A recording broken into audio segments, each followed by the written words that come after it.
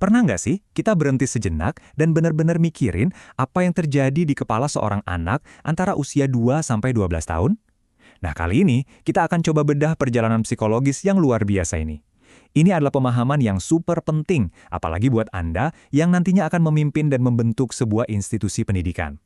Oke, ini dia peta perjalanan kita.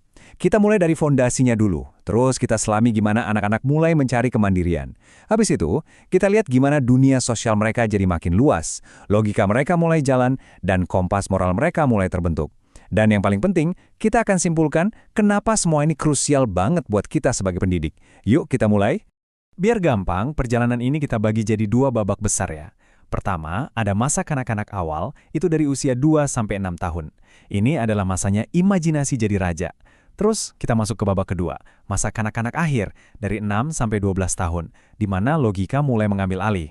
Dua dunia yang kelihatannya beda banget, tapi sebenarnya saling nyambung. Oke, pertama-tama mari kita lihat dari atas dulu, gambaran besarnya. Apa sih bedanya anak umur 4 tahun sama anak umur 10 tahun? Jawabannya, percayalah, jauh lebih dalam dari sekedar angka di kue ulang tahun mereka. Coba bayangin, di satu sisi ada anak prasekolah yang dunianya itu isinya kastil megah dari tumpukan balok dan teman-teman imajiner. Nah, di sisi lain ada anak usia sekolah yang udah mulai serius mikirin strategi main catur atau debat soal aturan main bola. Ini pergeseran yang fundamental banget, dari dunia yang penuh keajaiban ke dunia yang diatur sama logika dan aturan sosial. Sekarang, ayo kita zoom in ke masa kanak-kanak awal. Ada satu pertempuran psikologis besar yang harus dihadapi setiap anak kecil, dan untungnya, psikolog legendaris Erik Erikson udah ngasih kita peta buat memahaminya. Nah, ini dia inti konfliknya. Otonomi versus rasa malu dan ragu. Ini adalah momen krusial di mana seorang anak punya dorongan kuat buat membuktikan, aku bisa sendiri. Entah itu pas mereka maksa pakai sepatu sendiri, meskipun terbalik, atau pas milih mainan.